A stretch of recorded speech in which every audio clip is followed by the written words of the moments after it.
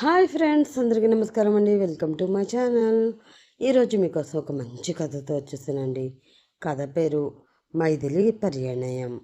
ఈ కథని కూడా విని నా మిగతా కథల్లాగానే ఈ కథను కూడా ఆదరించి అభిమానించి మీ ఆదరణ అభిమానాలు నాకు ఎప్పటికీ ఇలాగే ఉండేలా చేస్తారని ఆశిస్తూ ఇంక ఈరోజు కథలోకి వెళ్ళిపోదాం.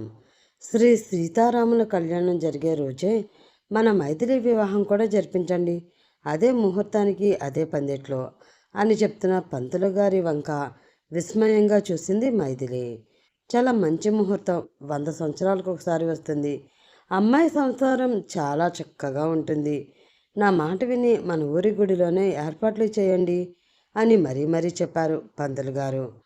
మైథిలి తల్లిదండ్రులైన విజయ నారాయణ గారులకు చాలా సంతోషంగా ఒప్పుకొని, అలాగే పూజారి గారు, మేము ఆ ఏర్పాట్లలో ఉంటాము అని ఆయనకి తమలపాకులలో పెట్టి దక్షిణ సమర్పించి ఇద్దరు జంటగా స్వామివారి దర్శనం చేసుకుని తీర్థ ప్రసాదాలు తీసుకుని గుడి బయటికి వచ్చారు. అమ్మ, నేను కాసేపు ఇక్కడే ఉండి వస్తాను అని మైథిలి గుడిలోనే కూర్చుంది. ఎవండి, కళ్యాణానికి అట్టే సమయం కూడా లేనట్లుంది. త్వరగా వియ్యాల వారిని పిలిపించి లగ్నపత్రిక రాయిస్తే ఇక పనులు మొదలు పెట్టుకోవచ్చు కదా అంటున్న విజయని సావధానంగా చూశాడు నారాయణ. ఏంటండి అలా చూస్తున్నారు? నేనేమైనా తప్పుగా మాట్లాడానా అని అడిగింది విజయ. అదేం లేదు విజయ, భార్యని మంత్రితో ఎందుకు పోలుస్తారో నిన్ను చూస్తేనే అర్థమవుతుంది. నా ఆలోచనల కంటే వేగంగా ఉంటాయి నీ ఆలోచనలు. నువ్వన్నట్లే ఇంటికి వెళ్ళగానే బావగారి ఫ్యామిలీకి ఫోన్ చేద్దాం అని ఇద్దరు తమ బైక్ మీద ఇంటికి వెళ్ళారు. మైథిలి మాత్రం ఆ దేవుడికి దండం పెట్టుకుని కోనేరు వైపు నడిచింది మెల్లిగా. అంతులేని ప్రశ్నలు ఆమె అంతరంగంలో. కాలేజీ అయిపోయి 3 నెలలు అవుతుంది. ఇంకా అతని జాడలేదు, ఒక్క కబురు లేదు. అతని నుండి ఫోన్ చేసినా నాట్ రీచబుల్ అని వస్తుంది తప్పితే ఎలాంటి ఉపయోగం లేదు. ఇంతలో తనకి మంచి సంబంధం వచ్చింది అని, అబ్బాయి చాలా మంచివాడు, ఉద్యోగస్తుడు అని పెద్దవాళ్ళు మ్యాచ్ ఓకే చేశారు. తనని మానసిక పరిస్థితి లోలకంలా అటూ ఇటూ ఊగుతుంది. అరుణ్ నన్ను నిజంగానే ప్రేమించాడా? మొదటిసారి వచ్చింది అనుమానం ఆమెకి. అలా అనుమానం కలగగానే కనుదోయి నుండి 2 నీటి చుక్కలు బొటబొటామని చెంపల మీదకి జారాయి. ఛా, నేనేంటి ఇలా ఆలోచిస్తున్నా? అరుణ్ అలా మోసం చేసేవాడు కాదులే అని తనకి తాను చెప్పుకొని కోనేట్లో నీటి కదలికలు చూస్తూ కూర్చుంది. అలా చాలాసేపు కూర్చుని ఏదైతే అది అయింది అని కాలేజీలో అరుణ్ ఫ్రెండ్ అయిన వంశీ నెంబర్ కనుక్కొని అతనికి ఫోన్ చేసింది అరుణ్ కోసం. హలో మైథిలి అన్నాడు అటు నుండి వంశీ. వంశీ గారు, అరుణ్ గురించి ఏ విషయమో తెలియడం లేదు. ప్లీజ్ తను ఎక్కడున్నాడో కనుక్కోగలరా? నాకు మా వాళ్ళు పెళ్లి సంబంధం చూశారు. నేను చాలా నలిగిపోతున్నాను అని తట్టుకోలేక ఏడ్చింది మైథిలి. వంశీకి బాధగా అనిపించింది. ప్లీజ్ మైథిలి, ఏడవకు. వరుణ్ వాళ్ళది ఇక్కడ కాదు, వేరే ఊరి నుంచి వచ్చేవాడు. నీకు తెలియనిది ఏముంది?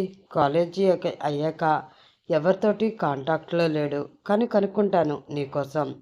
మాకు ఏ విషయం చెప్పకపోయినా బాధ లేదు, కానీ నిన్ను ప్రేమిస్తున్నాను అని చెప్పి ఇలా పారిపోతే ఏంటి అర్థం అని వంశీ కూడా కొద్దిగా ఫైర్ అయ్యాడు.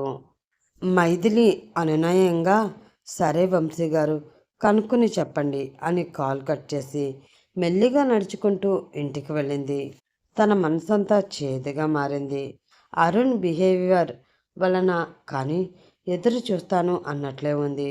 రోజులు వేగంగా కదులుతున్నాయి, కానీ అరుణ్ జాడలేదు. మైథిలికి ప్రాణం విలవిల్లాడుతూ ఉంది. ఒంటరిగా ఉన్న మనసు ఎన్నో అనుమానాలకి క్షేత్రమవుతుంది. అరుణ్ నన్ను మోసం చేశాడా?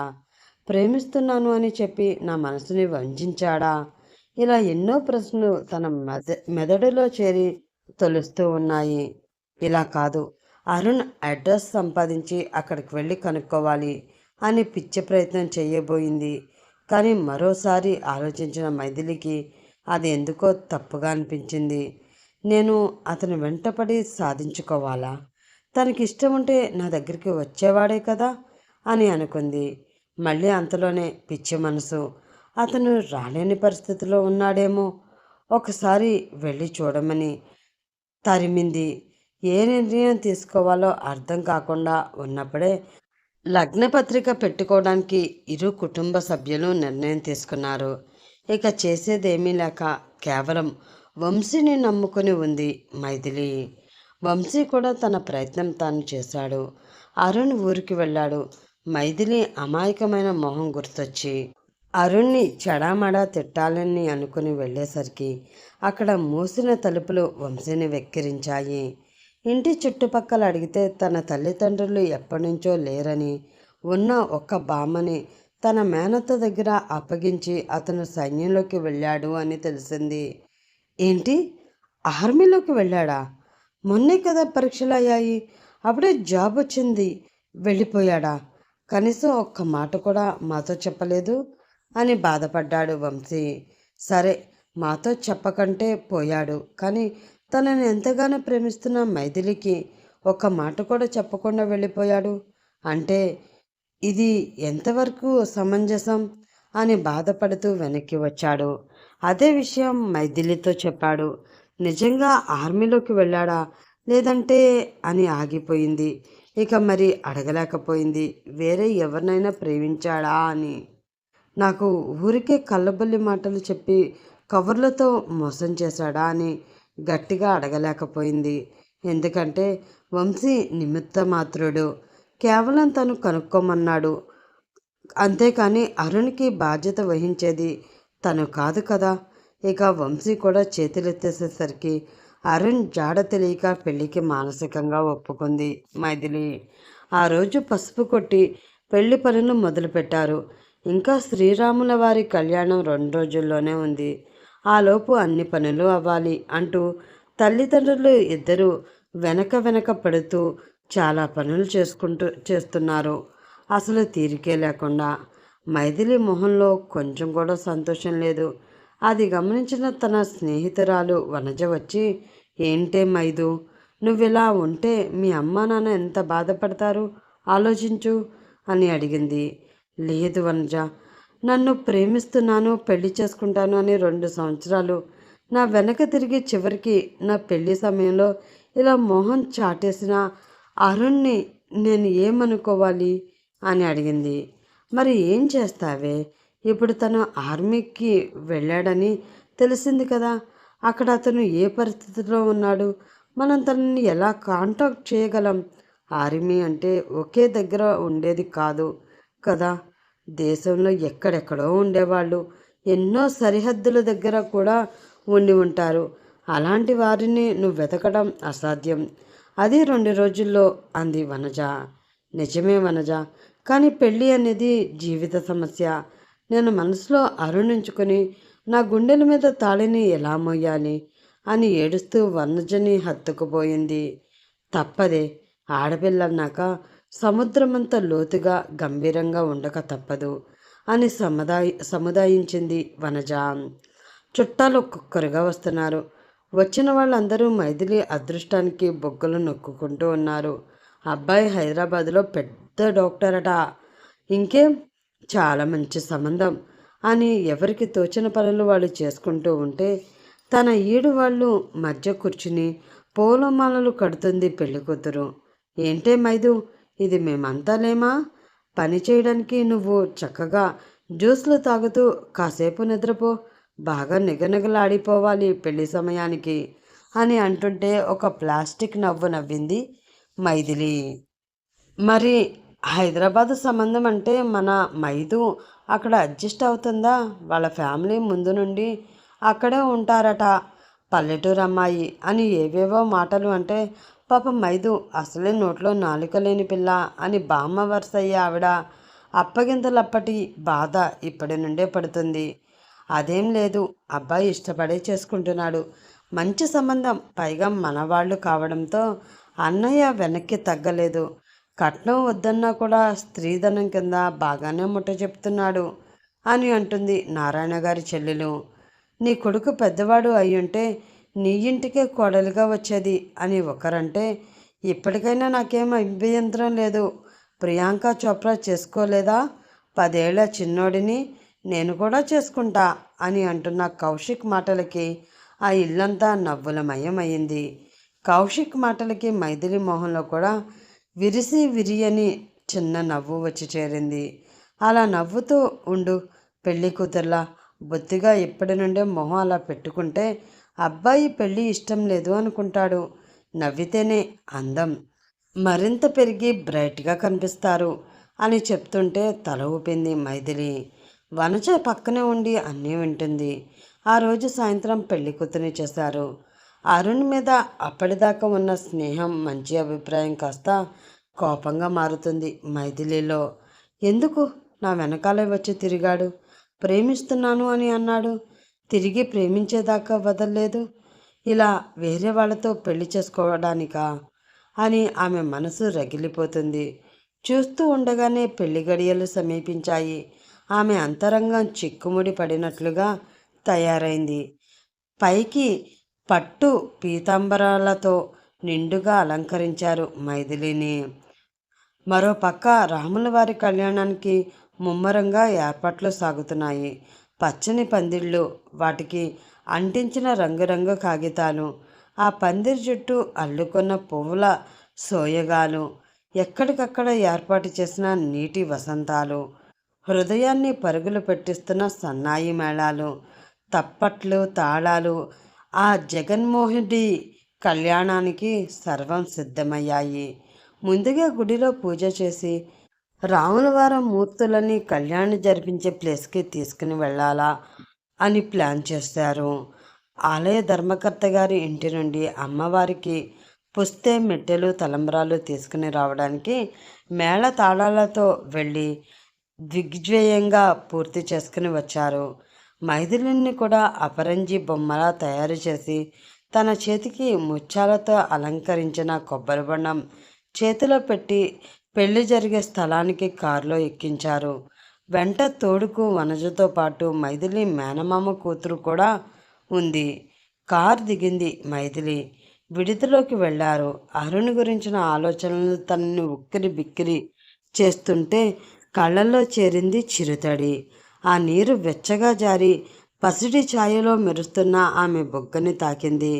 వనజ కంగారుగా అటూ ఇటూ చూసి తన వేలితో పట్టుకున్న హ్యాంకీతో ఆ మెత్తగా బుగ్గలకి అంటిన నీటిని వత్తి, ప్లీజ్ మైదు, నువ్వు అలా ఏడ్చి నన్ను కంగారు పెట్టకు.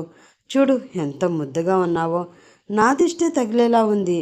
ఇదంతా అరుణ్ దురదృష్టం, నీకు కాబోయే వారి అదృష్టం. నీ మనసులో స్థానం ఇచ్చినా అతను అది ఉపయోగించుకోలేకపోయాడు. పర్లేదులే, నిన్ను మెచ్చి చేసుకున్నవాడే నీ వరుడు అవుతాడు. అలాగే మీ నాన్న పరిస్థితి కూడా ఆలోచించు.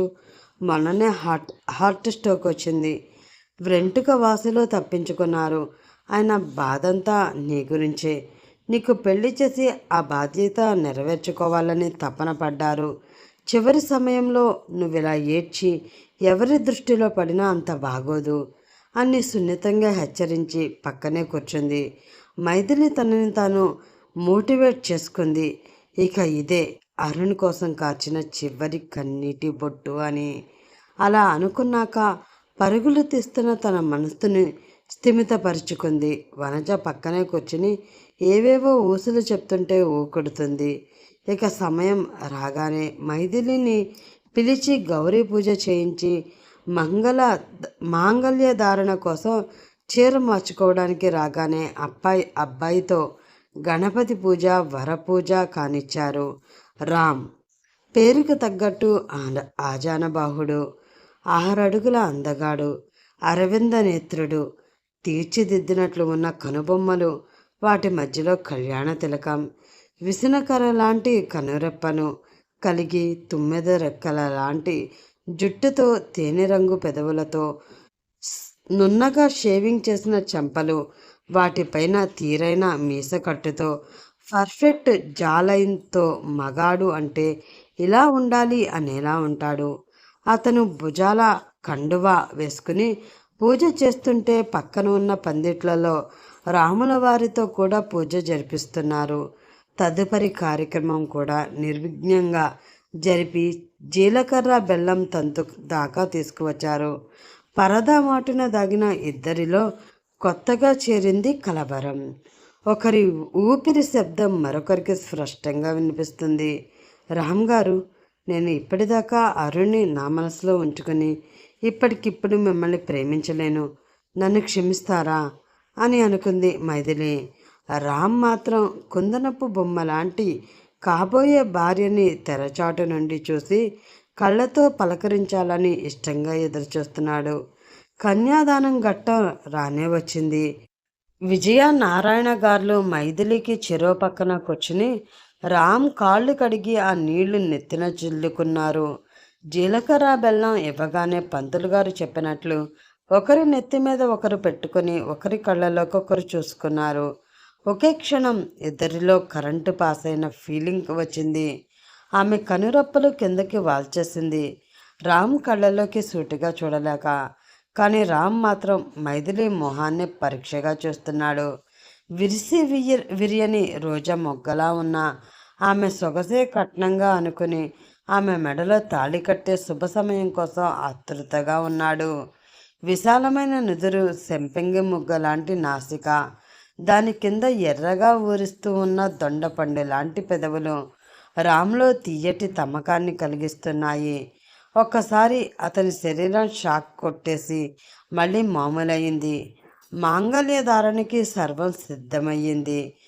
వేద పండితులు సూత్రాలు దారాలని పోగు చేసి వాటికి సూత్రాలు కట్టి వాటి విశిష్టతని అక్కడ పెళ్లిని తిలకిస్తున్న అందరితో చెప్తున్నాడు. శ్రద్ధ అనురక్తులతో వింటున్నారు అందరూ. సూత్రాలు కట్టి వాటికి పూజ చేసి రామ్ చేతికిచ్చి, నాయనా రామ్, ఇంత మంచి ముహూర్తంలో పెళ్లి చేసుకుంటున్నారు, మీకన్నీ శుభాలే జరగాలి అని కోరుకుంటున్నాను.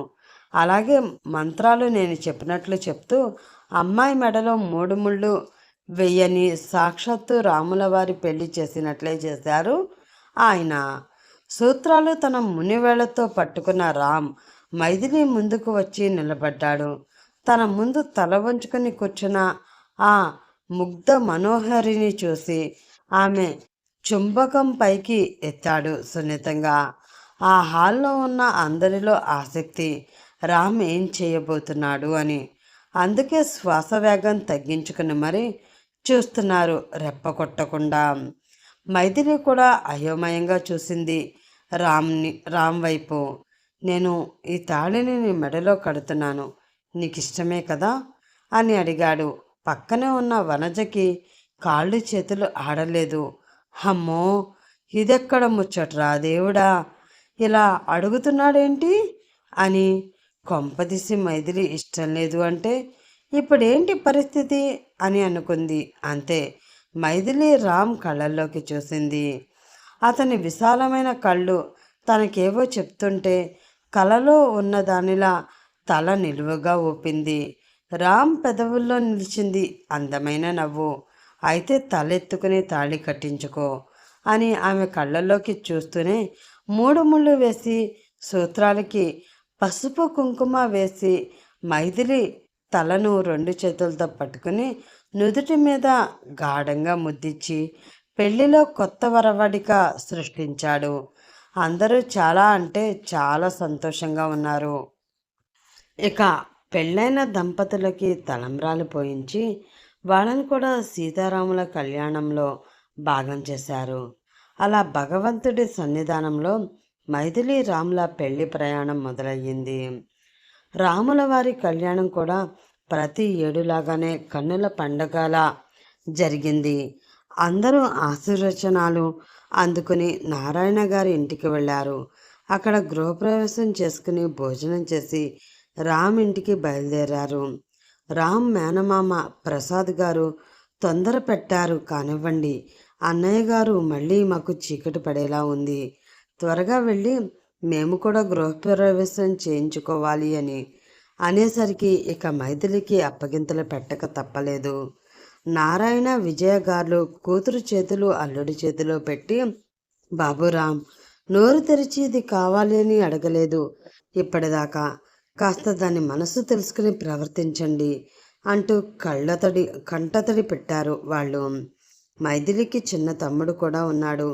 వాడు అక్క నడుము చుడతా చుట్టూతా చేతులు వేసి బావురమంటూ అసలు వదలడమే లేదు. చూసేవాడికి చాలా బాధగా అనిపించింది. రేయ్ బంటి, నేను ఎక్కడికి వెళ్తాను చెప్పు?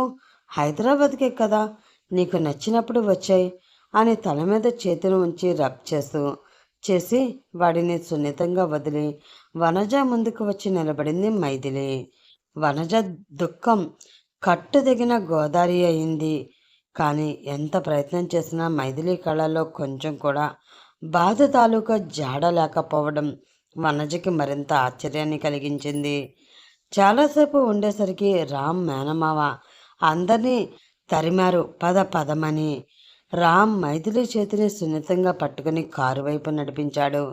మైథిలి తన చేతిని అది పట్టుకున్న రామ్ని చూస్తూ తన వాళ్ళ వైపు చూసి వెళ్తున్నా అని చెప్పి కారు ఎక్కింది.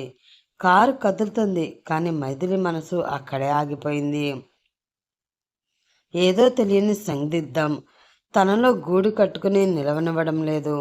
ఊరు దాటి కారు హైవే మీద మెత్తగా పరుగులు పెడుతూ ఉంటే కారు లోపరుచుకున్న ఏసీ చల్లదనానికి నిద్ర కమ్ముకు వస్తూ ఉంటే కళ్ళు మూసుకుని నిద్రలోకి జారుకుంది.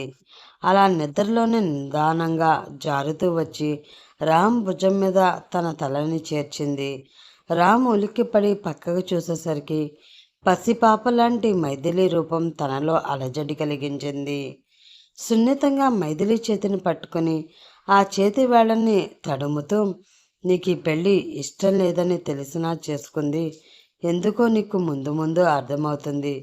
అప్పుడు నన్ను మనస్ఫూర్తిగా క్షమించి నా తోడుగా చిరకాలం ఉంటావు కదా అని అంటూ అలాగే అతను కూడా నిద్రపోయాడు. అలా అర్ధరాత్రికి రామ్ ఇంటిని చేరుకున్నారు. రామ్ తల్లిదండ్రులు అతని 15 ఏళ్ల వయసులో ఒక విమాన ప్రమాదంలో చనిపోవడంతో అతన్ని తన మేనమామ ప్రసాద్ చేరతీశాడు. రామ్కి చిరాస్తులు బాగానే ఉన్నా ఆదరించి అభిమానించే కుటుంబం లేదు. మేనమామ ప్రసాద్ బాగానే చూసుకున్నా రామ్ మనసు తల్లిదండ్రుల కోసం ప్రాకుళ్లాడేది. అలా ఒక సంవత్సరం వారి కోసం బెంగ పెట్టుకుని సరిగ్గా చదవక మెడిసిన్లో ర్యాంక్ పోగొట్టుకున్నాడు. ఇక ప్రసాద్ గారు రామ్కి నచ్చచెప్పి కోచింగ్ ఇప్పించి డాక్టర్ అయ్యేదాకా వెన్నుండి ఉండి ప్రోత్సహించాడు. కూతుర్ని కూడా ఇచ్చి పెళ్లి చేద్దాం అనుకున్నాడు. కానీ తన కూతురు వేరే అతన్ని ఇష్టపడడంతో పిల్లల ఇష్టానికి గౌరవిస్తూ రామ్కి సంబంధం కోసం వెతకగా వారి డెస్టినేషన్ మైథిలి అయ్యింది. అది రామ్ గతం. మైథిలి మైథిలి అని మంద్రస్వరం తనకి అతి సమీపంలో వినబడుతూ ఉంటే మెల్లగా కళ్ళు తెరిచి చూసింది మైథిలి. కళ్ళు తెరవగానే తన కళ్ళకి పూలదండలు కనబడడంతో సరిగ్గా చూసింది. రామ్ భుజం మీద వాలిపోయింది అని అర్థం చేసుకుని తటాలున లేచి కూర్చుంది. నెమ్మదిగా అని ఆమెని వారించి ఇద్దరు కారు దిగారు. రామ్ మేనమామ భార్య, అతని పిల్లలు అల్లరి నడుమ వారి గృహప్రవేశం జరిగింది. అందరూ అప్పటికే రూమ్స్లో సెటిల్ అయిపోవడం చూసి రామ్ మైథిలిని ఒకే గదికి పంపి వేరువేరుగా కార్యంకి ముహూర్తం నిర్ణయిస్తారు. అబ్బాయి ఏదైనా అల్లరి చేస్తే గట్టిగా గిచ్చిపెట్టు అని చెప్పి బయటికి నవ్వుకుంటూ వచ్చింది రామ్ అత్త మంజుల. మంజు ఏంటే ఇద్దరినీ ఒకే గదిలో ఉంచావు అని గయ్యమన్నారు ప్రసాద్ గారు. అబ్బా ఊరుకోండి, అలా ఎవరికి వారు దూరంగా ఉంటే ఎప్పుడు కలిసేది?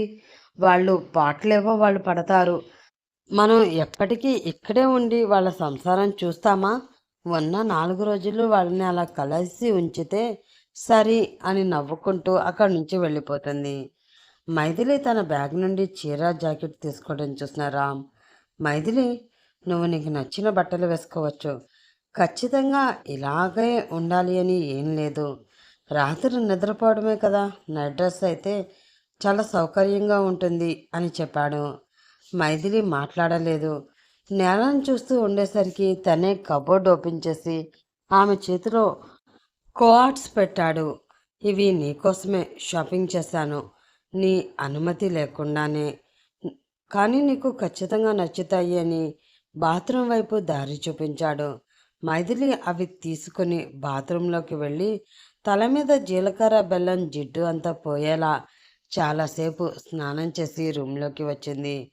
తను వచ్చేసరికి రామ్ నిద్రపోతూ కనిపించాడు. అక్కడ ఎక్కడా చాప దిండు కానీ సోఫా కానీ లేకపోవడం చూసి ఇక వేరే దారి లేక రామ్ పక్కనే పడుకుంది.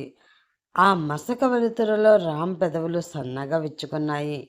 చీకటి కరిగి వెలుగులు పుడమిని అలంకరిస్తూ ఉండగానే ఇద్దరూ జంటగా వ్రతం చేసుకుని అందరికీ వాయనమిచ్చారు. అలా 2 రోజులు గడిచి 3వ రోజు కార్యం రానే వచ్చింది. బంగారు మేనిఛాయితో ఉన్న మైథిలిని మరింత అందంగా తయారు చేశారు పెద్దవాళ్ళు. అలా అలంకరిస్తూనే సిగ్గుపడకుండా భర్త ప్రేమని ఆస్వాదించే పనిలో ఉండమని గుప్పిట తెరిచి చెప్పకుండా అన్య ప్రదేశంగానే చెప్పారు. పాలమీగడ రంగు మెత్తటి చీరకు ఎరుపు రంగు బోర్డర్ ఉన్న చీర కట్టి ఎరుపు రంగు గాజులు మధ్యలో బంగారు గాజులను వేసి మెడలో చిన్న నెక్లెస్ పెట్టి రామ్ ఊపిరి గాలికి ఊగేలా సన్నటి బుట్ట కమ్మలతో మైథిలిని రెడీ చేసి రామ్ గదికి పంపించారు. గదిలోకి వచ్చిన మైథిలిని చూసిన రామ్ మతిపోయింది. ప్రేమ ఆరాధన నిండిన చూపులు ఆమెను తాకుతూ ఉంటే ఆమె చూపుల్లోని గాఢత తాళలేక పాల గ్లాసు పక్కన పెట్టి వెనక్కి తిరిగింది. ఆమె ఆపసోపాలు అర్థం చేసుకున్న రామ్, మైథిలి ఇలారా అని మృదువుగా ఆదేశించాడు. ఆ మాట మంత్రంలా పనిచేసింది మైథిలి మీద. హంసలా నడుస్తూ రామ్ ముందుకు వచ్చింది. ఆమె గెడ్డం పట్టి పైకి ఎత్తి, నాతో ఏమైనా మాట్లాడాలా అని అడిగాడు. అతని కళ్ళల్లో కనిపిస్తున్న అక్కర చూసి ఇక అబద్ధం చెప్పే ధైర్యం చెయ్యలేక అరుణ్ గురించి చెప్పింది. నన్ను ప్రేమిస్తున్నాను అని ఎన్నో కబుర్లు చెప్పి తీరా పెళ్లి సమయానికి కనీసం ఒక్క కబురు కూడా లేకుండా మాయమయ్యాడు రామ్ గారు. అంతలా మోసం చేస్తాడు అని నేను అనుకోలేదు. ఈ విషయం తెలిసాక మీరు నన్ను అనుమానిస్తారని నాకు తెలుసు. కానీ నేనేం చెయ్యలేని నిస్సహాయురాలిని. నేను అరుణ్ని ప్రేమించాను, కానీ అతని చిటికిన వేలను కూడా తాకలేదు అని గది మూలకి కూర్చుని బాధపడింది మైథిలి. వనజ మైథిలికి చెప్పిన మాటలు పదే పదే గుర్తు చేసుకుంది. ఎట్టి పరిస్థితుల్లో రామ్ గారికి నీ ప్రేమ విషయం చెప్పకు. అందరూ మగవాళ్ళు నువ్వు తప్పు చేశావు అనే అనుకుంటారు అని అంటుంటే ఆ మాటలు విస్మరించి తన బాధ చెప్పుకోవడానికి ఇంతకంటే మంచి సందర్భం లేక రామ్తో పంచుకుంది మైథిలి. మైథిలి, ఇప్పుడు ఎందుకు ఏడుస్తున్నావు? ఇలా చూడు, ప్రతి ప్రేమ కథ సుఖాంతం అవుతుందంటే అది చాలా పెద్ద అబద్ధం. ప్రతి కథలో కాలమో పరిస్థితిలో లేక మనుషులో విలన్స్ అవుతూ ఉంటారు. నీ విషయంలో అన్నీ ఒకేసారి దాడి చేశాయి. కానీ ఇందులో నుండి నువ్వు బయటికి కూడా వస్తేనే అందమైన జీవితాన్ని చూస్తావు మైథిలి. జీవితం ఒకే మనిషి దగ్గర ఆగిపోకూడదు అని మైథిలి భుజం తట్టి పడుకో అని మంచం మీద చోటు చూపించి కళ్ళు మూసుకున్నాడు రామ్. రామ్ మాటలు చాలా నచ్చాయి మైథిలికి. రామ్ మీద అప్పుడే మంచి అభిప్రాయం కలిగింది. పొద్దున్నే లేచి స్నానం చేసి బయటికి వచ్చేసరికి రామ్ మేనమామ కుటుంబం అంతా బయలుదేరడానికి సిద్ధమయ్యారు. 4 రోజులుగా వాళ్ళతో అల్లుకున్న బంధం వలన వాళ్ళు తయారయ్యేసరికి మైథిలికి ఏడుపు ముంచుకు వచ్చింది. అయ్యో తల్లి, కొత్త పెళ్లి కూతురివి అలా కన్నీరు పెట్టచ్చా అని మంజుల గారు మందలించి మైథిలి కన్నీరు తుడిచి లాలనగా మాట్లాడుతూ వంటగదిలోకి తీసుకువెళ్ళి పాలు కాస్తూ, మైథిలి, రామ్ చాలా మంచివాడు, అందరూ అలాగే అంటారు అనుకోకు. నిజంగా నా కూతుర్ని రామ్కిచ్చి పెళ్లి చేయాలి అని ఎన్నో కలలు కన్నాము నేను మీ బాబాయ్. కానీ విధి మరోలా ఆలోచించింది. నిన్ను రామ్ జీవితంలోకి తెచ్చింది. నా కూతురు వేరే అబ్బాయిని ఇష్టపడింది. నువ్వు కూడా నా కూతురు లాంటి దానివే. రామ్ని బాధ పెట్టకు. నువ్వు బాధ పెట్టినా, నీ వల్ల బాధ కలిగినా కూడా అది బయటికి చెప్పే స్వభావం తనకి లేదు. తన టీనేజ్లోనే పేరెంట్స్ పోయేసరికి ఒక స్తబ్దత వచ్చేసింది వాడిలో. డాక్టర్ అయ్యి అందరినీ ట్రీట్ చేస్తాడు, కానీ తన మనసుని ట్రీట్ చేసేది నువ్వు. అలాగే మీకు పుట్టబోయే పిల్లలు మాత్రమే. పిల్లలు పుడితే వాళ్ళలో తన బాల్యం కుంటాడో తన పేరెంట్స్ని చూసుకుంటాడో కానీ చాలా సంతోషపడి మునుపటి రామ్లా మారతాడు. మీ ఇద్దరు సంతోషంగా ఉండి మంచి జీవితం ఏర్పరచుకోండి అని పాయసం మొదటి స్పూన్ మైథిలి నోట్లో పెట్టి వెచ్చగా హత్తుకుని వదిలి సంతోషంగా ఉండమని ఆశీర్వదిస్తూ వెళ్ళారు మంజుల ప్రసాద్ గారు. అలా అందరూ వెళ్ళిపోయాక ఇల్లంతా బోసిపోయినట్లయింది. ఆ నిశ్శబ్దంలో మైథిలి, హాస్పిటల్కి టైం అవుతుంది, నీకు వంట చేయడం వచ్చా అనే మాటకి మైథిలి పెదవులు సన్నగా విచ్చుకున్నాయి. నాకు వంట రాదు రామ్ గారు అనగానే, అవునా, సరే నేను చేస్తా, ఈ పూటకి రేపటి నుంచి వంట మనిషిని చూద్దాంలే అని కిచెన్లోకి వెళ్ళి అప్పటికప్పుడు గబగబా వెజ్జెస్ కట్ చేసి ఇన్స్టంట్ న్యూడిల్స్ మైక్రోని చేశాడు. ఆ పదార్థాన్ని చూసి మైథిలి కళ్ళు తేలేసింది. నాకు ఇలాంటివే వస్తాయి మైదు, అందుకే వంట ఆవిడని మాట్లాడతాను. నువ్వు ఈ పూటకి అడ్జస్ట్ అవుతావా, లేదంటే ఫుడ్ ఆర్డర్ చేయనా అని అడిగాడు. అలా ప్రతిదానికి తన అభిప్రాయం తెలుసుకుంటూ బిహేవ్ చేస్తున్న రామ్ మీద పాజిటివ్ అభిప్రాయం వచ్చింది మైథిలికి. అలాగే మైదు అనే పిలుపు కూడా కొత్తగా ఉన్నా బాగానే ఉంది అని ఫీల్ అయ్యి కష్టంగా అయినా రామ్ చేసిన ఫుడ్ తినేసి అతను హాస్పిటల్కి వెళ్తుంటే గేట్ దాకా వెళ్ళి బాయ్ చెప్పి వచ్చింది.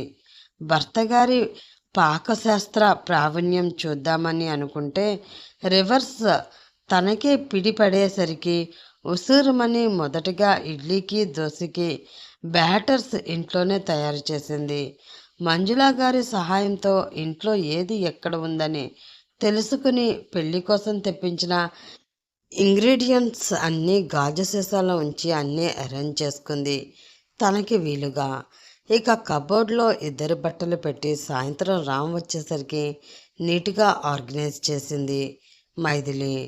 నీట్గా ఉన్న బెడ్రూమ్ చూసి, ఏంటి మైదు, రెస్ట్ తీసుకుంటే బాగుండేదేమో, ఇలా పనులు పెట్టుకున్నావా అని అడుగుతూనే తన జీవితంలోకి మరో మనిషి, తన అనుకునే మనిషి వచ్చినందుకు హ్యాపీగా ఫీల్ అయ్యాడు. ఆ సంతోషం అతని మొహంలో తెలుస్తుంటే మైథిలి మొహం కూడా బ్రైట్గా వెలిగింది. అలా 10 రోజుల్లో ఇద్దరు కాస్త మాట్లాడుకోవడం మొదలుపెట్టారు. వంట కూడా మైథిలి చేస్తుంది. రామ్ ఎంతో ఇష్టంగా తింటున్నాడు కూడా. మంజుల గారు ఆ రోజు ఫోన్ చేసి, ఏమైంది మైదు, ఎలా ఉంది మీ మ్యారేజ్ లైఫ్ అని అడిగింది. మైథిలి ఇబ్బందిగానే, బాగానే ఉన్నాం పిన్ని అని బదులిచ్చింది. బాగా ఉండడం కాదు, త్వరగా కలిసిపోండి, లేదంటే మీ మధ్యలోకి మూడో వ్యక్తి వచ్చే ప్రమాదం ఉంది. అసలే రామ్కి హాస్పిటల్లో ఫ్యాన్ ఫాలోయింగ్ ఎక్కువ, నువ్వే ఆలోచించుకో మరి అని ఫోన్ కట్ చేసి అల్లరిగా నవ్వుకుంటూ ఉండగా ప్రసాద్ గారు వచ్చి మంజు గారి చెవి మెలివేశారు. ఏంటే నీ అల్లరి, ఆ పిల్లకి భయం పెడుతున్నావా లేదంటే బెదిరిస్తున్నావా అని అడిగారు. అయ్యో, మీకేం తెలీదు, ఒక పద్ధతిలో కాకుండా ఇంకో పద్ధతిలో నరుక్కుంటూ రావాలి.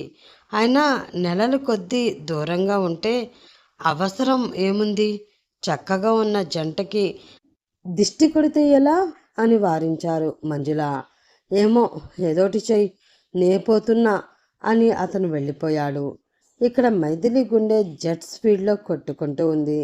మంజుల గారి మాటలు చెవిలో మారుమోగుతూ ఉంటే తన మొబైల్ తీసి ఆటో బుక్ చేసుకుని ఇంటికి తాళం వేసి రామ్ పనిచేస్తున్న హాస్పిటల్కి వెళ్ళింది. అక్కడికి వెళ్ళేసరికి రామ్ రౌండ్స్కి వెళ్ళాడు అని చెప్పి అతని క్యాబ్లో కూర్చోబెట్టారు స్టాఫ్. అలా కూర్చుని ఆ రూమ్ అంతా పరికించి చూస్తున్న మైథిలికి గాలికి రెపరెపలాడుతున్న ఫైల్ కనిపించింది. చూస్తూ ఉండగానే నేల మీద పడింది. అయ్యో అంటూ చైర్లో నుండి లేచి ఆ ఫైల్ తీసుకుని మళ్ళీ టేబుల్ మీద పెట్టే క్రమంలో ఆ ఫైల్ మీద ఉన్న అరుణ్ అనే పేరు కనిపించింది. మైథిలి ఆ పేరును తడిమి ఫైల్ ఓపెన్ చేసింది. అరుణ్, వయసు అతని ఆరోగ్య పరిస్థితి అంతా ఆ ఫైల్లో పొందుపరిచి ఉండడంతో మైథిలికి ఏమీ అర్థం కాలేదు. ఎందుకంటే తను ప్రేమించిన అరుణ్ ఇంటి పేరు ఈ ఫైల్లో ఉన్న అబ్బాయి ఇంటి పేరుతో వయసు కూడా పోలి ఉండడంతో మైథిలిలో అలజడి మరింత ఎక్కువయింది. చైర్ నుండి జారినట్లే కింద పడిపోతూ ఆల్మోస్ట్ పెయింట్ అయిపోతూ ఉంటే 2 చేతులు తనని పడనివ్వకుండా పొదిమి పట్టుకున్నాయి. మైదు మైదు ఏమైంది అని మైథిలి నడుము మీద చేతిని ఉంచి తన మీదకి లాక్కుని అబ్జర్వేషన్ రూమ్లోకి తీసుకువెళ్ళి పడుకోబెట్టాడు రామ్. క్షీణిస్తున్న తన బీపీ చెప్పకనే చెప్తుంది తను ఎంతగా మదన పడుతుందో అని. అందుకే లేట్ చేయకుండా తక్కువ మోతాదులో సెడేటివ్ ఇచ్చి పడుకోబెట్టి ఆమె చేతిలో నుండి జారిపడిన ఫైల్ తీసుకుని మైథిలికి ఒక నర్సుని తోడుగా ఉంచి రామ్ తన క్యాబిన్ నుండి ఐసీయూ వైపు నడిచాడు. ఇంటెన్సివ్ కేర్లో 5వ నెంబర్ ఉన్న బెడ్ దగ్గరికి వెళ్ళేసరికి కళ్ళు మూసుకుని ఉన్నాడు అరుణ్. అతనికి కృత్రిమ శ్వాస అందుతుంది అనేదానికి గుర్తుగా మానిటర్ శబ్దం చేస్తున్నాయి. అరుణ్ అని నెమ్మదిగా పిలిచాడు రామ్. భారంగా ఉన్న కనురెప్పలు తెరిచి ఎదురుగా మసకగా కనిపిస్తున్న డాక్టర్ రామ్ రూపాన్ని చూసి పెదవులు సాగదీశాడు అరుణ్. ఎందుకు అరుణ్ నన్ను చూడగానే నవ్వుతావు? నా వలన నీకేం ఒరిగిందని అని పేలవంగా అన్నాడు రామ్. అదేంటి డాక్టర్, మీ సహాయం ఈ జన్మలో మర్చిపోలేనిది. మైథిలిని పెళ్లి చేసుకుని తనకి జీవితాన్ని ఇచ్చారు, ఇంకేం కావాలి అని అన్నాడు అరుణ్. మైథిలి బంగారం అరుణ్, తనకి నేనేం జీవితం ఇవ్వలేదు. ఇన్ఫ్యాక్ట్ నీ వలనే తను నా జీవితంలోకి వచ్చి నన్ను ఒంటరితనం నుండి వేరు చేసింది. నా జీవితంలో ఇమిడిన తిమిరాన్ని సైతం తరిమి కొట్టింది. అసలు నీ పరిచయం నాకు వరమైతే నా పరిచయం నీకు దురదృష్టం అని బాధగా అన్నాడు డాక్టర్ రామ్. ప్లీజ్ డాక్టర్, అలా అనకండి. మీరే లేకపోతే మైథిలి ఏమైపోయేదో తలుచుకుంటే బాధగా ఉంది. మీ మంచితనం చూస్తే నేను ప్రాణంగా ప్రేమించిన మైథిలిని మీ చేతిలో పెట్టి ఈ ప్రాణాలను వదలాలని అనిపించింది అని తన మాటలు ఆపేశాడు అరుణ్. నో అరుణ్, నువ్వు అలా అనకు. నువ్వు బ్రతుకుతావు. నేను నిన్ను కాపాడడానికి నా సర్వశక్తులు ఒడ్డుతున్నాను అని అంటుంటే నోట మాట రాక చిన్నగా నవ్వాడు అరుణ్.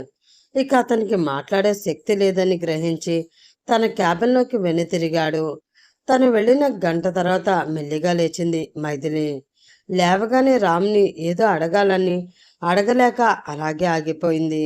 మైథిలిలోని సంశయం అర్థం చేసుకున్న డాక్టర్ రామ్ మైథిలిని తీసుకుని ఆ పరిసరాల నుండి కదిలాడు. రామ్ వెంట నడిచింది మైథిలి. ఇద్దరు కారులో వెళ్తూ ఒక దగ్గర ఆగారు. అదొక రెస్టారెంట్. చూడడానికి చాలా అందంగా ఉంది. లోపలికి వెళుతూ ఉంటే చల్లని గాలి తనని పలకరిస్తూ హాయిని గొలుపుతుంది. గాలి దారాలగా వచ్చే ప్లేస్ ఎంచుకుని అక్కడే కూర్చున్నారు. ముందు జ్యూస్ ఆర్డర్ ఇచ్చి మైథిలి కళ్ళలోకి చూశాడు రామ్. ఏమైంది మైథిలి, ఎనీథింగ్ సీరియస్? తెలిసినా కూడా కావాలని అడిగాడు డాక్టర్ రామ్. రామ్ గారు, మీకు తెలిసి అడుగుతున్నారా లేక తెలియకనా? అసలు మీకు మా సంబంధం ఎలా తెలిసింది? మీరు నన్నే పెళ్లి చేసుకోవడానికి గల కారణం ఏమిటి అని సూటిగా ప్రశ్నించింది మైథిలి. రామ్ నిశ్చలంగా ఆమెను చూస్తున్నాడు. చెప్పండి రామ్ గారు, నాకు సమాధానం కావాలి. ఎందుకు ఇలా చేశారు? అరుణ్ మీకు ఎలా తెలుసు? అరుణ్కి ఏమైంది? ఎక్కడున్నాడు అని ప్రశ్నల పరంపర కొనసాగించింది మైథిలి. రామ్ అప్పుడే వచ్చిన జ్యూస్ ఒక గ్లాసు తన ముందు ఉంచి తాగు, తాగిన తర్వాత నీకన్నిటికీ సమాధానం ఇస్తాను అని చెప్పి తను కూడా జ్యూస్ తాగుతూ మైథిలి మొహంలోకి చూశాడు. మైథిలి మొహంలో తను ఎన్నడూ చూడని కోపం. ఆ కోపం వలన ఎరిపెక్కిన కళ్ళు చూసి చిన్నగా నవ్వాడు. ఏంటి రామ్ గారు, నేను అడుగుతూ ఉంటే నవ్వుతున్నారు? నా బాధ మీకు కామెడీగా ఉందా అని అడుగుతుంది. లేదు మైథిలి, నీ కోపం నాకెప్పుడూ పరిచయం లేదు కదా, అందుకే పరిచయం చేసుకుంటున్నాను అని అనగానే ఇంకా కస్తున పొంగింది ఆమెలో కోపం. దానితో పాటుగానే కన్నీరు కూడా ఆగనంటూ వచ్చేసింది. ప్లీజ్ మైథిలి, ఏడవకు. ఆమె కంటనీరు చూడలేని రామ్ అడిగాడు. లేదు రామ్ గారు, నాకు మీ అంత తెలివి లేకపోవచ్చు, కానీ అరుణ్ పరిస్థితి అర్థం చేసుకునే మనసు ఉంది. అసలు నా వెనకాల ఏమయ్యింది? నన్ను అబద్ధంలోకి నెట్టి మభ్యపెట్టకండి అని ఆల్మోస్ట్ ఏడుపు గొంతుతో ఆపేసేసరికి ఇక రామ్ కరిగిపోయాడు. చెప్తాను మైథిలి. ఒకవేళ నేను జరిగింది చెప్పాక నువ్వు నన్ను వదిలి వెళ్తావా అని మరోసారి బాణం సంధించాడు రామ్. ఎందుకలా అంటున్నారు రామ్ గారు?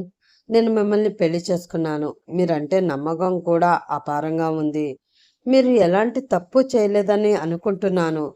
అప్పుడు సీతని రాముడు ఊర్లో వాళ్ళ కోసం అవమానించాడు కాబోలు, కానీ సీతాదేవి మాత్రం ఆయన్ని అనుమానించలేదు.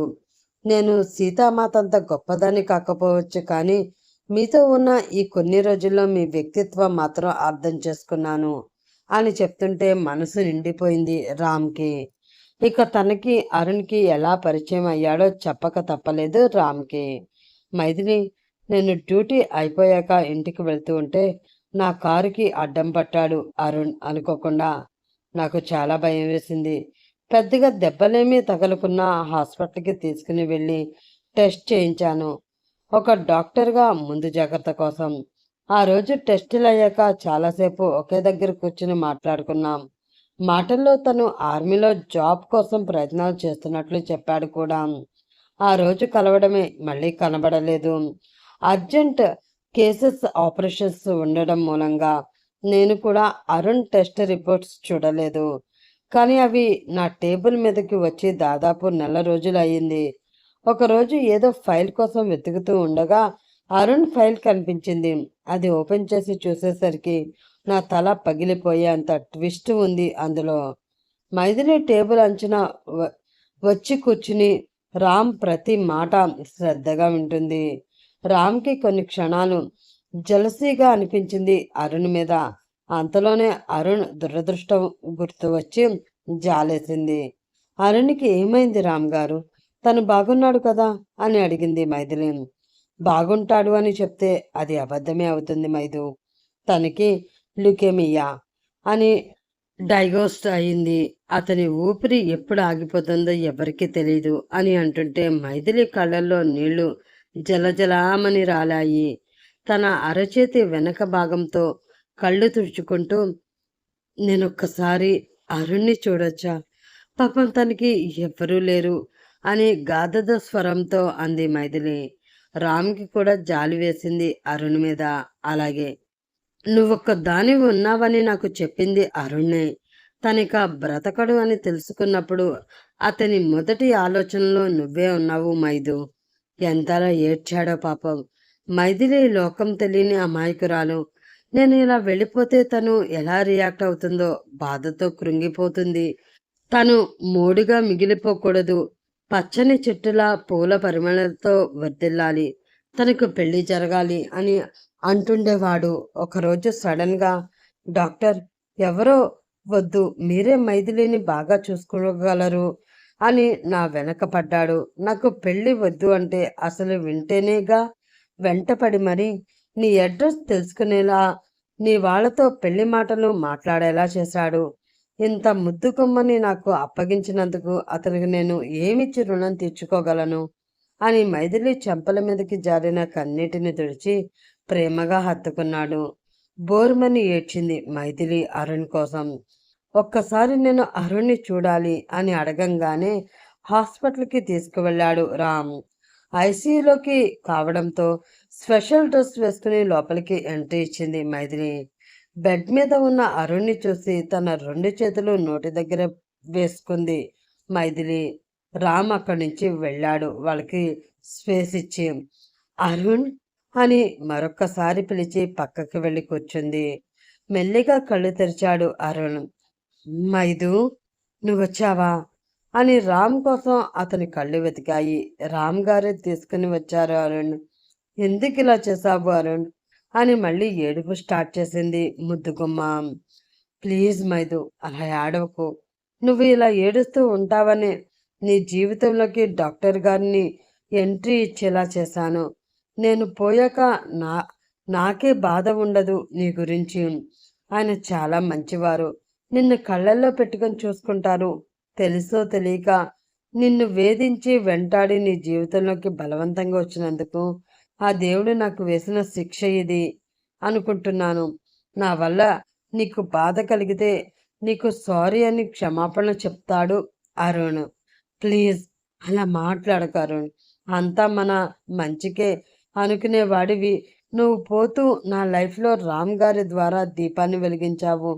ఆ దీపం వెలుగులో నేను బాగానే ఉంటాను అని అరుణ్తో చాలాసేపు మాట్లాడింది. మందుల దెబ్బకి అతను స్పృహ కోల్పోనట్లు పడుకున్నాడు. ఆ రోజు నుండి ప్రతిరోజు అరుణ్ని చూడ్డానికి వస్తూ ఒక 10 నిమిషాలైనా మాట్లాడుతూ అరుణ్ ఆయుష్ కొన్ని రోజులు పెంచింది మైథిలి.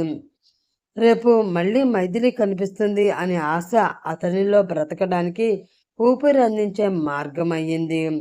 రామ్ ఎప్పటిలాగే ఉన్నాడనుకున్నాడు, కానీ మైథిలి అరుణులని ఏమీ అనడం లేదు.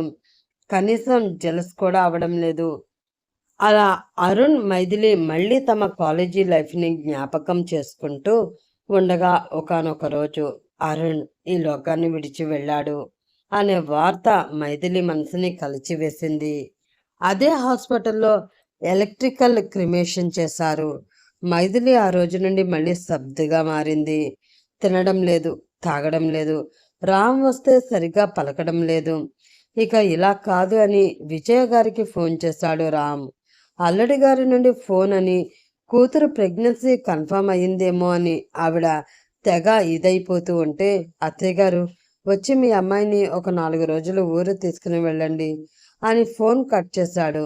వేరే ఒక్క మాట కూడా మాట్లాడకుండా. అల్లుడు మాటలు విన్న అత్త హతసురాలయ్యింది. భర్తతో సంప్రదించి ఇద్దరు కలిసి కూతురింటికి వెళ్లారు. కాలింగ్ బెల్ శబ్దానికి హాల్లో కూర్చున్న మైథిలి వెళ్ళి డోర్ తీసింది.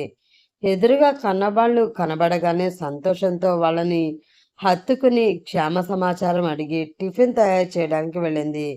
భర్త సైగా అర్థం చేసుకున్న విజయ గారు, ఏమా మైదు, అల్లుడు గారు నువ్వేమైనా గొడవ పడ్డారా అని అడిగింది.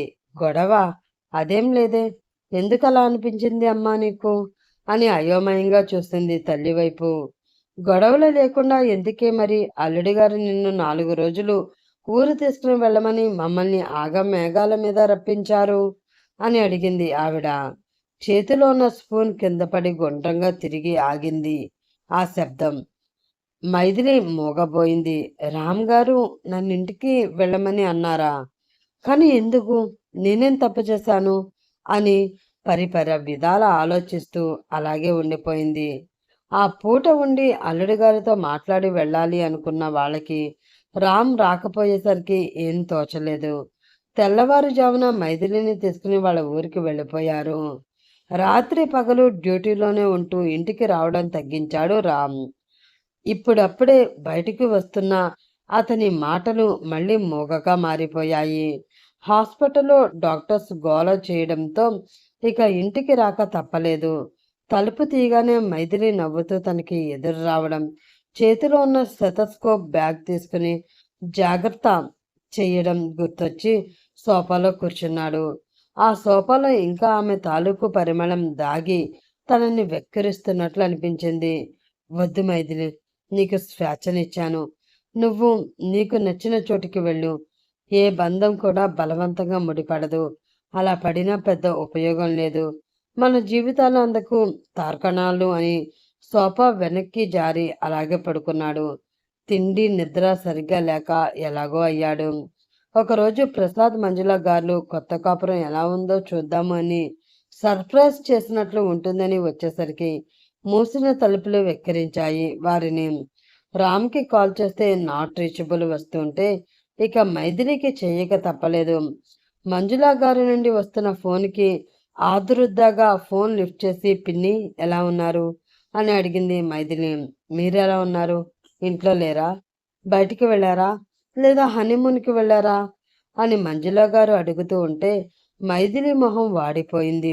అదేం లేదు పిన్ని, నేను అమ్మ వాళ్ళ ఇంటికి వచ్చాను అని చెప్తే, ఎందుకు అప్పుడే బెంగ వచ్చిందా, లేదంటే ఏదైనా విశేషమా అని అడిగింది. కానీ తనకి ఎక్కడో తేడా కొడుతుంది. అలాంటిది ఏదైనా ఉంటే రామ్ తన మామతో చెప్తాడు కదా అని. అటువైపు నుండి మైథిలి ఏడుపు గొంతు విని, "ఏమైంది మైథిలి? ఎందుకమ్మా ఏడుస్తున్నావు?" అని లాలనగా అడిగింది మంజుల. తన వలన ఏ పొరపాటు జరిగిందో, ఎందుకు రామ్ తనని పనిష్ చేస్తున్నాడో తెలియని మైథిలి ఏడుస్తూ ఉంటే, సమస్య ఏదో పెద్దదే అయ్యుంటుంది అనుకుని ముందుగా ఆమెను ఓదార్చి రామ్ కోసం చూశారు. అతను రాకపోయేసరికి ఇంకా వాళ్ళింటికి వెళ్ళారు. తన కూతురు పెళ్లి ఫిక్స్ చేసి కార్డ్ పంచే మూమెంట్లో కూడా రామ్ రాలేదు. ఇక లాభం లేదు అనుకుని కార్డ్స్ పట్టుకుని మైథిలి పుట్టింటికి బయలుదేరారు మంజుల ప్రసాద్ గారు. వాళ్ళు వెళ్ళేసరికి శోక సముద్రంలో మునిగిన సీతలా కూర్చుని ఉంది మైథిలి. మంజుల గారిని చూసి వచ్చి హత్తుకుపోయింది. వచ్చిన వాళ్ళని పలకరించి వాళ్ళకి కాఫీ టిఫిన్లు ఏర్పాట్లు చేసి, అల్లుడి గారు ఇప్పటికీ కనీసం ఒక్క ఫోన్ కూడా చేయలేదండి. అమ్మాయి వచ్చిన దగ్గర నుండి ఒకటే ఏడుపు. దాన్ని ఏడుపు చూడలేక అదిగో ఆయనకి ఎక్కడ మళ్ళీ బీపీ పెరిగిపోతుందా అని నాకు ఆందోళనగా ఉంది అని తన బాధ మంజుల గారికి చెప్పి కొద్దిగా సేద తీరారు విజయ గారు. ఆవిడని పక్కకి తప్పించి, "ఏమైందమ్మా? రామ్ నిన్ను బాధ పెట్టాడా?" అని అడిగాడు. "బాధనా? ఆయన నన్నెప్పుడూ బాధ పెట్టలేదు. నేనే ఆయన్ని బాధ పెట్టి ఉంటాను. అందుకే నన్ను దూరం పంపించేశారు" అని రామ్కి దూరంగా వచ్చినప్పటి నుంచి గుండెల్లో మోస్తున్న బాధని అంతా వాళ్ళిద్దరికీ చెప్పి ఆ భారాన్ని కాస్త దించుకుంది మైథిలి.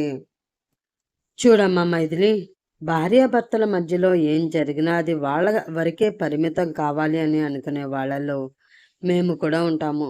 నువ్వు ఒక పని చేయి, నా కూతురి పెళ్ళికి 4 రోజులు ముందే వచ్చాయి. ఎలాగో అక్కడికి రామ్ కూడా వస్తాడు కదా, అక్కడే తాడో పేడో తేల్చుకో. అంతేకాని ఇలా ఏడుస్తూ ఉంటే పనులు కావు" అని మైథిలిని ఓదార్చి వాళ్ళు వెళ్ళిపోయారు. వాళ్ళు వచ్చి వెళ్ళాక మైథిలికి కాస్త ధైర్యం వచ్చింది. రామ్ని ఎదుర్కొనే బలం, శక్తి వచ్చాయి. ఇక్కడ రామ్ మాత్రం ఏదో అన్నీ పోగొట్టుకున్న వాడి మాదిరి ఉన్నాడు. మైథిలిని ఎలా చేసుకున్నా తనని ప్రేమించాడు, కానీ ఎప్పుడూ తనకి ఆ విషయం చెప్పలేదు. అరుణ్తో తను మాట్లాడినప్పుడు కొంచెం ఈర్ష్యగా అనిపించినా అరుణ్ ప్రాణం మైథిలి వలన కొంచెమైనా సంతోషంతో ఉండడంతో ఏమి అనలేదు. కానీ అరుణ్ పోయాక పూర్తిగా మౌనిలా మారిన భార్యని ఏమనాలో అర్థం కాలేదు. "నేను నీ భర్తని, నన్ను ప్రేమించు అని అడగలేను కదా" అనుకున్నాడు. ఇక్కడే ఉంటే మైథిలికి ఇబ్బంది అని తనని ఊరు పంపించాడు. ఇక అప్పటి నుంచి మనిషి మనిషిలా లేడు. ఒంటరితనం అలవాటు అయినా ఇప్పుడు ఇంకా బాధ వెంటాడుతుంది. మైథిలి లేని శూన్యం తనని వెక్కిరిస్తూ ఉంది. "ఎందుకురా పెళ్లి చేసుకున్నావు" అని తన అంతరాత్ముడు రోజు అడిగి అడిగి చంపుతున్నాడు. విజయ గారు ఒకరోజు గుడికి వెళ్తుంటే, "అమ్మా నేను కూడా వస్తాను" అని కూడా వెళ్ళింది మైథిలి. అక్కడ తన పెళ్లి జరిగిన సంఘటన గుర్తుకు వస్తూ ఉంది. పెళ్లికి ముందు తన మానసిక స్థితిని ఇప్పటికీ ఎంత తేడా! అప్పుడేమో అరుణ్ ఏమయ్యాడో అనే బాధ వెంటాడుతూ ఉంటే, ఇప్పుడేమో రామ్ గారి కోసం కొట్టుకుంటుంది. ఒకే జీవితంలో ఇన్ని పార్సాలు ఉంటాయా అని ఆశ్చర్యంగా అనిపించింది. ఏ ముహూర్తాన తాళి మెడలో పడిందో కానీ అరుణ్ మీద జాలి స్నేహం తప్ప ప్రేమ అనే భావన కలగలేదు. మరి ఆయన ఏమనుకుని ఉండి ఉంటారు? అరుణ్ని ప్రేమిస్తూ తనని దూరం పెట్టాను అని ఫీల్ అయ్యి నన్ను పంపించేశారా అనుకోగానే మరింత బాధ ఆవహించింది. కోనేటి గట్టి మీద కూర్చుని రామ్ గురించి ఆలోచిస్తూ ఉంది మైథిలి. ఎంత సమ్మోహన రూపమో, అంతకంటే మంచి మనసు, స్వచ్ఛమైన మనసుతో నన్ను ఆదరించడమే కాకుండా ప్రేమించారు. నాకు కొత్త జీవితాన్ని ఇచ్చారు. కానీ నేనే ఆయన మనసు అర్థం చేసుకోకుండా ప్రవర్తించాను అని లోపల బాధపడుతూ పూజారి గారు విజయ గారు మాట్లాడుకుంటూ ఉంటే ఒక చెవి అటు వేసింది. "అమ్మాయి కాపురం గురించి మీరు ఆలోచించి బాధపడే అవసరం లేదు జయమ్మ, అంతా శుభమే జరుగుతుంది. ఆ ముహూర్త బలం మాత్రమే కాదు, అమ్మాయి అబ్బాయి కూడా మంచి మనసులు గలవాళ్ళు. మొన్న ఆ మధ్య మా బావగారికి ఆరోగ్యం బాగాలేదు అని రామ్ పనిచేస్తున్న హాస్పిటల్కి వెళ్ళాము. అతను పేదవాడు, ఇన్సూరెన్స్ కూడా లేదు. రామ్ చాలా బాగా పరీక్షలు చేసి ఆపరేషన్ సక్సెస్ చేశాడు. నన్ను గుర్తుపట్టి మాట్లాడి ఒక్క పైసా కూడా తీసుకోలేదు. ఎందుకు బాబు, ఎలా అయితే ఎలా అని అడిగితే, నా పెళ్లి సవ్యంగా జరిపించారు. మీ దగ్గర డబ్బులు తీసుకోవడం నా వల్ల కాదు. ఇది గ్రాటిట్యూడ్ అనుకోండి అని చెప్పి వెళ్ళాడు. ఆ మాటలు వింటున్న మైథిలికి రామ్ వ్యక్తిత్వం చాలా ఉన్నతంగా అనిపించింది. అప్రయత్నంగా తన మదిలో మెదిలాడు అరుణ్. అరుణ్ ప్రేమ ఎంత స్వచ్ఛమైనది కాకుంటే తను వెళ్ళిపోతూ కూడా నా జీవితం గురించి ఆలోచించాడు. నిజంగా అరుణ్ ప్రేమ ఎంత గొప్పది అని అనుకుంటూ నేను ఎంత అదృష్టవంతురాలిని అని మురిసిపోయింది. మరోసారి ఆ దేవుడు దర్శించుకుని ఇంటికి వెళ్ళి పెళ్లికి వెళ్ళడానికి బ్యాగ్ సర్దుకుంది. నారాయణ గారు మైథిలిని పెళ్లి ఇంట్లో వదిలి మళ్ళీ వెనక్కి వచ్చేశారు. ఇల్లు చాలా చూడముచ్చటగా ఉంది. మంజుల గారు వాళ్ళ బంధువులు తనని చాలా బాగా ఆదరించారు. డాక్టర్ గారి పెళ్ళం వచ్చింది అని, రామ్ భార్య అని తనని చాలా బాగా వారిలో కలుపుకొని అన్నిట్లో ఇన్వాల్వ్ చేశారు. పెళ్లి కూతురిని చేసే ఫంక్షన్కి అన్నీ సిద్ధం చేస్తున్నారు ఇంట్లో వాళ్ళు. ముందుగా హల్దీ అయ్యాక మంగళ స్నానం చేయించి పెళ్లి కూతుర్ని చేస్తారు అని అనౌన్స్ చేశారు. పెళ్లి కూతురికి గిఫ్ట్ తీసుకుని రాలేదు అని ఫీల్ అవుతుంది మైథిలి పాప. భర్త గారు వస్తారేమో అని చకోర పక్షిలా ఎదురు చూస్తుంది కూడాని. పెళ్లి కూతురు మైథిలిలో జరుగుతున్న సంఘర్షణ గుర్తించి దొంగచాటుగా రామ్కి కాల్ చేసింది. స్వయంగా పెళ్లి కూతురే ఫోన్ చేసేసరికి ఇక లిఫ్ట్ చేయక తప్పలేదు రామ్కి. బావా ఇంకా పెళ్లికి రాలేదేంటి, ఎప్పుడు వస్తున్నావు అని అడిగింది కుసిక్కులుగా. పెళ్ళి రేపు కదా, వస్తాను అని చెప్పాడు రామ్. అదేంటి, నీ పెళ్ళికి నేను ఎన్ని రోజుల ముందుగానే వచ్చాను. ఇంకా నయం అక్కని పంపించావు, అదొక మంచి పని చేశావు అని మాటల్లో మాట కలిపి మైథిలి రాక గురించి చెప్పేసింది. మైథిలి వచ్చిందా అక్కడికి అని ఆశ్చర్యంగా అడిగాడు రామ్. అదేంటి బావా, నీకు చెప్పకుండానే వచ్చినట్లు అడుగుతున్నావు. వచ్చింది, ఇదిగో హల్దీకి కూడా ఎంత బాగా రెడీ అయిందో. ఈ ఫంక్షన్లో నాకంటే అక్కనే బాగా ఎలివేట్ అవుతుందా ఏమో అని నాకు బాగా గట్టిగా కొడుతుంది బావా అని మాట్లాడుతూనే మైథిలిని బాగా నీట్గా ఫోటో తీసి పంపింది. ఆ ఫోటో చూడగానే రామ్కి గుటక పడలేదు. లెమన్ ఎల్లో కలర్ లెహంగాలో ఏవో పువ్వులు సర్దుతూ ఉండగా తీసిందేమో. నడుము దగ్గర కర్వ్ చాలా చక్కగా కనిపిస్తూ ఎప్పుడూ కనబడని విధంగా చాలా హార్ట్గా కనిపిస్తుంది మైథిలి రామ్ కళ్ళకి. ఎలా ఉంది బావా మా అక్క, టెంప్ట్ అవుతున్నావా? అయితే ఎందుకు ఆలస్యం, వచ్చేయ్ అని రామ్ని ఓదరగొట్టి ఏమీ ఎరగనట్లు కూర్చుంది అచ్చం తల్లి మంజిలా పోలికలు పునికి పుచ్చుకున్న కూతురు పూజ. రామ్కి అక్కడికి వెళ్ళాలనే కోరిక పుట్టింది మైథిలిని చూడగానే. ఫస్ట్ తన అవతారం చూసుకున్నాడు. మాసిన గడ్డంతో లోతుకి పోయిన కళ్ళతో అదోలా ఉన్నాడు. ముందు సెల్యూన్కి వెళ్ళాలని సర్వీస్ బుక్ చేసుకుని అటుగా వెళ్ళి నీట్గా క్రాఫ్ట్ చేయించుకుని గడ్డం తీసుకుని ఇంటికి వెళ్ళి కొత్త డ్రెస్ వేసుకుని పెళ్లి నాటి కళతో రెడీ అయ్యాడు. తను కూడా పెళ్లికి బట్టలు సర్దుకుని పెళ్లి కూతురు ఫంక్షన్కి డైరెక్ట్ అటెండ్ అయ్యాడు. దూరంగా నడిచి వస్తున్న డాక్టర్ బాబును చూసిన లేడీస్ అందరూ అలాగే నిలబడి చూస్తూ ఉన్నారు. అతని నడకలో గ్రేస్, కాన్ఫిడెన్స్ చూసి వాళ్ళ మధ్యలో వీణలు మోగాయి. మరి ఆహా, ఎంత బాగున్నాడు, మైథిలి అదృష్టం పండింది అని గుసగుసలాడుతూ ఉంటే వింటున్న మైథిలి అటుగా చూసింది. తన భర్త, తన రామ్ వస్తున్నాడు అని. అతనికి ఎదురుగా వెళ్ళబోయి మరీ సిగ్గు ముంచుకు వచ్చి ఒక్క అడుగు కూడా వేయకుండా ఆగిపోయింది. దూరం నుండి మైథిలిని చూసిన రామ్ కళ్ళు నక్షత్రాలా మెరిశాయి అందంగా. ఎవరైనా చూస్తే నానా రకాలుగా అనుకుంటారు అని రామ్కి దగ్గరగా వెళ్ళింది మైథిలి. కళ్ళు నిండుగా అతని రూపాన్ని చూసుకుని ఎలా ఉన్నారు అని అడిగింది. అలాగే ఉన్నాను, నువ్వు వెళ్ళిపోయినప్పుడు ఎలా ఉన్నానో అని జవాబిచ్చాడు. ఇది మరీ బాగుంది, నన్ను పొమ్మని చెప్పింది ఎవరు, మీరే కదా అని వాదించింది. పొమ్మంటే పోతావా, ఇది నా ఇల్లు, నా భర్తని ఉండలేవా అని తనేమీ తక్కువ కాదు అన్నట్లు అన్నాడు రామ్. అబ్బో, ఏంటో అనుకున్నాను, మీకు బాగానే మాటలు వచ్చు అని మూతి ముడిచింది అందంగా. ఆమె మూతి విరుపులు చూస్తూనే మాటలే కాదు చేతలు కూడా బాగానే వచ్చు అని సైడ్ నుంచి కనిపిస్తూ తన నిగ్రహ శక్తిని పరీక్షిస్తున్న నడుము మడత చూస్తూ అన్నాడు. ఇంతకీ పూజకి గిఫ్ట్ ఏం తెచ్చారు అని అడిగింది మైదు. ఇది మరీ బాగుంది, నాకేం తెలుసు ఏం గిఫ్ట్ తేవాలి అని, అందుకే ఊరికే వచ్చాను అని అన్నాడు. సరే ఇప్పుడైనా తీసుకువద్దాం పదండి అని రామ్ని బయలుదేరదీసింది మైథిలి.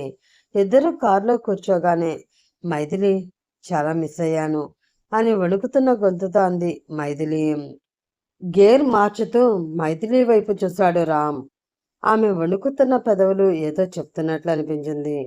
కార్ని ఒక నిర్మానుష ప్రదేశంలో ఆపి దిగాడు. ఇక్కడ ఏం గిఫ్ట్ కొంటాము అని తను కూడా దిగింది మైథిలి. ఇక్కడ ఎందుకు ఆపారు రామ్ గారు అని ఆ ప్రదేశాన్ని చాలా అందంగా ఉండడం చూసి తన మనసు ఉరకలు వేసింది. విశాలమైన రోడ్డు, దానికి ఇరు వైపులా పచ్చని చెట్లు, ఆ చెట్లకి పూసిన పసుపు రంగు పూలని చూస్తూ ఆమె మొహం విప్పారింది. రామ్ గారు ఇక్కడ బాగుంది కదా అని పరవశంగా చెప్పింది మైథిలి.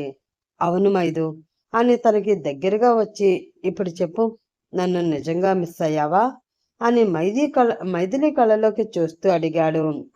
అవును రామ్ గారు, నిజంగానే మిస్ అయ్యాను.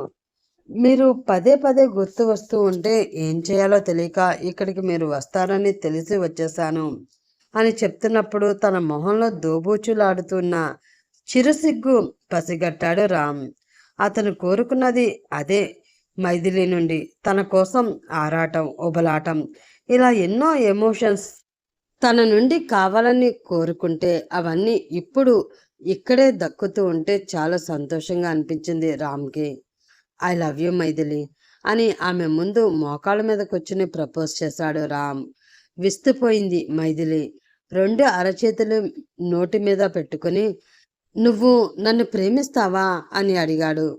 పెళ్లి కూడా చేసుకున్నా కదండి అని నవ్వింది, చక్కని పళ్ళ వరుస కనబడేలాగా. అలా కాదు మైథిలి, నన్ను ఇష్టపూర్వకంగా భర్తగా ఒప్పుకుంటున్నావా అని మరొక్కసారి అడిగాడు. నిజంగానే ఇష్టంగానే భర్తగా ఒప్పుకుంటున్నాను అని నవ్వుతూ వెళ్ళి రామ్ని సున్నితంగా హక్ చేసుకుంది మైథిలి. ఆమె పట్టులో ప్రేమ తెలుస్తుంటే తిరిగి హత్తుకుని ఐ లవ్ యూ మోర్ అని తలని ముద్దుగా ముందుకు తెచ్చుకొని ఎర్రగా ఊరిస్తున్న పెదవులని చూశాడు. వాటిని అందుకోవాలనే తాపత్రయం ఎక్కువ అవుతూ ఉంటే సున్నితంగా ఆమె పెదవులు అందుకున్నాడు. పెదవుల్లో దాచుకున్న మకరందం అంతా లాగుతున్న తుమ్మెద అయ్యాడు రామ్. మైథిలి కూడా రామ్ మీద పూర్తి ఇష్టం చూపిస్తూ అతనికి దగ్గరగా వెళ్ళింది. అలా కాసేపు గడిపి పూజకి గిఫ్ట్ కోసం పెద్ద మాల్లో ఉన్న గోల్డ్ షాప్కి వెళ్ళారు. పూజకి నక్లెస్, ఇయర్ రింగ్స్ తీసుకుని మైథిలికి పెళ్లిలో వేసుకోవడానికి ఎమరాల్డ్ జ్యువెలరీ తీసుకున్నాడు.